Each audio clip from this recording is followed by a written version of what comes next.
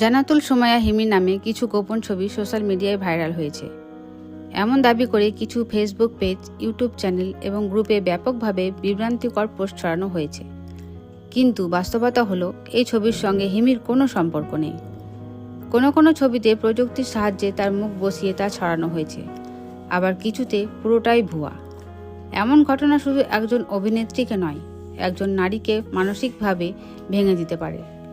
আমরা কি কখনো ভাবি এসব শেয়ার করে আমরা কি অন্যের ক্ষতি করছি না? এটা শুধু হিমি নয়, আমাদের সমাজের প্রতিটি নারীর নিরাপত্তার প্রশ্ন।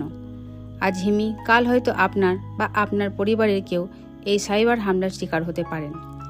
আপনার কি একটি শেয়ার, একটি লাইক, একটি হাসির রিয়াকশন কারো জীবন দুর্বিষহ করে দিতে পারে। সাইবার অপরাধ দমন আইন অনুযায়ী কারো অনুমতি ছাড়া তার ব্যক্তিগত ছবি বা তথ্য ছড়ানো দণ্ডনীয় অপরাধ। তাই সচেতন হন, গুজবে কান দেবেন না, যাচাই না করে কিছু শেয়ার করবেন না। আর অনুরোধ করছি, হিমির এই বিষয় নিয়ে কেউ মজা করবেন না। তিনি একজন সম্মানিত শিল্পী এবং একজন মানুষ। আপনার মতামত আমাদের জানাতে ভুলবেন না। আর দয়া করে এই ভিডিওটি শেয়ার করুন যেন সবাই সচেতন হন। ধন্যবাদ।